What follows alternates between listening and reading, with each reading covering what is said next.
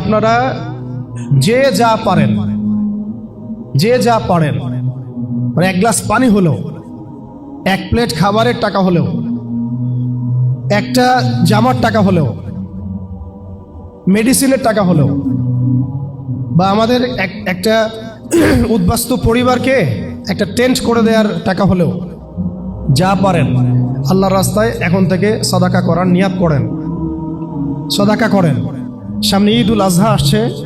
আমাকে ওই প্যালেস্টাইনের গাজার এক ভাই আমাকে টেক্সট করে বলছিলেন যে আমরা লাস্ট কবে মাংস খাইছে আমাদের এটা মনে পড়ে না। আর কথা হচ্ছে যে আমরা এখান থেকে তো পশু পাঠাতে পারবেন না, এবং সেখানে আপনি যে অ্যাভেলেবেল কোরবানির পশু আছে এমনও না।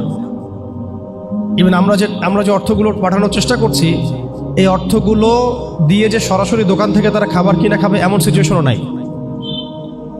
গতকাল যেখানে পানি এবং খাবার বিতরণ করা হয়েছে তার 10 কিলোমিটারের মধ্যে মিসাইল পড়েছে, 10 কিলোমিটারের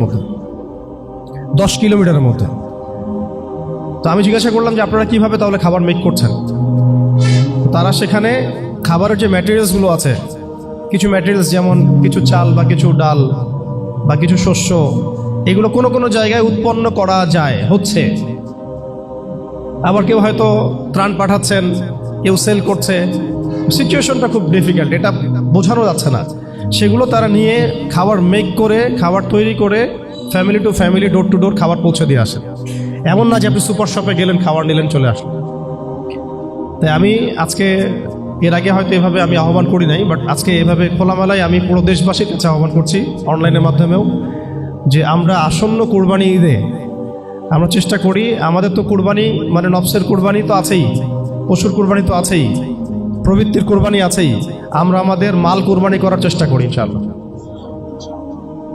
এই ঈদে না হয় আপনি 1 লাখ টাকা দামে গরু কেনার দরকার নাই, আপনি না হয় 50,000 টাকা দামে গরু কিনেন, কুরবানি হবে না, বাকি টাকাটা গাজায় পাঠায় দেন। এই ঈদে আপনি 5টা খাসি না দিয়ে 1টা খাসি দেন, বাকি টাকাটা পাঠায় দেন। এই ঈদে এমন ফিকির করি আমরা, আমাদের আয়ের অন্তত ধরেন আয়ের 10%, মোট আয়ের 10% করে যদি আমরা সবাই দেওয়ার চেষ্টা করি, আমার মনে হয় আমরা এখান থেকে কোটি কোটি টাকার ফান্ড পাঠাতে পারবো ইনশাআল্লাহ। অন্তত আমাদের ভাইরা কিছু খেতে পারবে, পানি পান করতে পারবে, পানি পান করতে পারবে। হয়তো আমাদের বাচ্চারা একটু দুধ পাবে, একটু বেবি ফিড পাবে। বাচ্চাদেরকে যে মায়েরা খাওয়াবেন, সেই মায়েদের তো বুকের দুধও শুকিয়ে গেছে। কি খাওয়াবেন তারা চিকিৎসা নিতে গেলে হাসপাতালে বোম মারা হচ্ছে, বাচ্চারা শরণার্থী শিবিরে খেলাধুলা করছে, ওখানে বোম মারা হচ্ছে। অন্তত পক্ষে যতটুকু আমাদের পক্ষে সম্ভব এইটুকু যদি আমরা না করি, ওয়াল্লাহি আল্লাহর কসম করে বলতেছি, কাল কিয়ামতের মাঠে আমরা কেউ এর দায়মুক্ত হতে পারবো না। আপনি এটা বিশ্বাস করেন যে কাল কিয়ামতের মাঠে আমাদেরকে আল্লাহ পাক অবশ্যই জিজ্ঞাসা করবেন এটা নিয়ে। ইচ অ্যান্ড এভরি ইন্ডিভিজুয়াল মুসলিমকে আল্লাহ পাক জিজ্ঞাসা করবেন। তো আমরা কিছুই করতে পারছি না, অন্তত পক্ষে আমাদের ভাইদের জন্য এই ঈদে একটা প্রজেক্ট আমরা হাতে নিয়েছি, যাতে আমরা ত্রাণটা পাঠাতে পারি। আপনারা চেষ্টা করেন, যার যা আছে এটা দিয়ে আমাদের সাথে শরীক হওয়ার চেষ্টা করেন, আল্লাহ পাক তৌফিক দান করেন।